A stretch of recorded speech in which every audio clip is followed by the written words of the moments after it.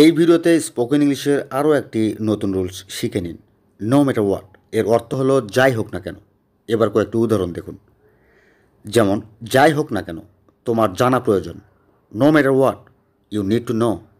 No matter what you need to know. যাই হোক না কেন তোমার জানা প্রয়োজন।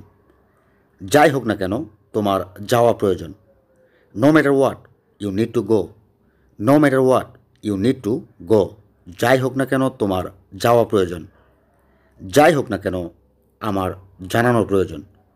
No matter what I need to inform. No matter what I need to inform. যাই হোক না কেন আমার জানানোর প্রয়োজন।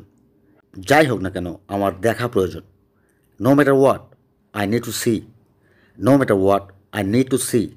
যাই হোক না কেন আমার দেখা প্রয়োজন। যাই হোক না কেন আমার বলা প্রয়োজন। No matter what I need to say. No matter what I need to say. যাই হোক না কেন আমার বলা প্রয়োজন। যাই হোক না কেন তাদের আসা প্রয়োজন। No matter what they need to come. No matter what they need to come. যাই হোক না কেন তাদের আসা প্রয়োজন। যাই হোক না কেন আমার খাওয়া প্রয়োজন। No matter what I need to eat. No matter what I need to eat. যাই হোক না কেন আমার খাওয়া প্রয়োজন। এবার এই রুলসটি ফলো করে নিজেই অনুবাদ করার চেষ্টা করুন। যাই হোক না কেন আমাদের ইংরেজি শেখা প্রয়োজন।